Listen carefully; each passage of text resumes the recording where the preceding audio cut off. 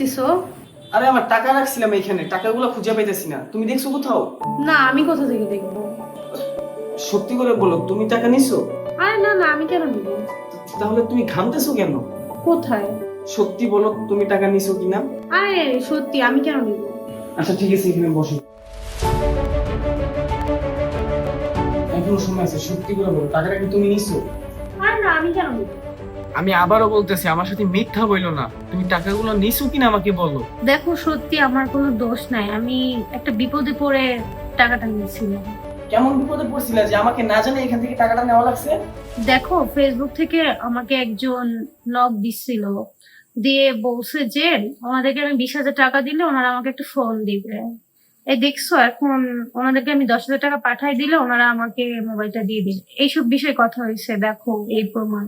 কিন্তু ওইখানে তো ছিল 50,000 টাকা, তুমি 10,000 টাকা নিছো, তাহলে আর 40,000 টাকা কই? দেখো মানে আজকে বলতেছো, তাও আমি জিজ্ঞাসা করার পরে? দেখো আমি তোমাকে কখনো মিথ্যা বলতে চাই নাই। আমি আসলে ভয় পেয়ে গেছিলাম, এটার জন্য আর কি তোমাকে আমি বলি নাই। আমি বড় ধরনের অন্যায় করে ফেলছি। আমি তো জানি তুমি অনেকদিন ধরে একটা বাইক কেনার ট্রাই করতেছো, কিন্তু পারতেছো না। আমি ভাবছিলাম ওরা আমাকে মোবাইলটা দিলে ওই মোবাইলটা বিক্রি করে তোমাকে একটা বাইক কিনে দিব, কিন্তু ওরা তোমাকে ঠকাইছে। আচ্ছা শান্ত হও, ভুল যেহেতু করছো, ভুল শুধরানো যাবে। আর তুমি সমস্যায় পড়ছো, তুমি এটা আমাকে সবার আগে জানাইবা না? তুমি আবার টাকার সমস্যা পড়ছো, সেটা তো আমাকে জানাইবা না?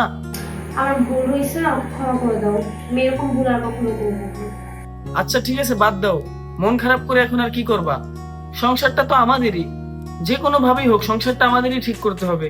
তোমার যে কোনো ইচ্ছার মূল্য আমার কাছে আছে, কিন্তু এই বলে যে তুমি যা মন চাই করবা এমন তো না। তুমি তো অনেক বড় একটা বিপদেও পড়তে পারতা, তখন কি করতা?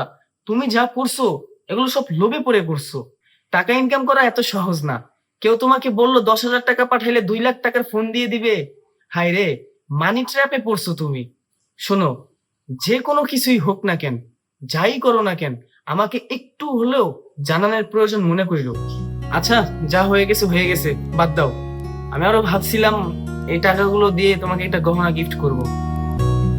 এখন আর কি করার, তোমার টাকা তুমিই নষ্ট করছো। বাদ দাও, যা গেছে গেছে।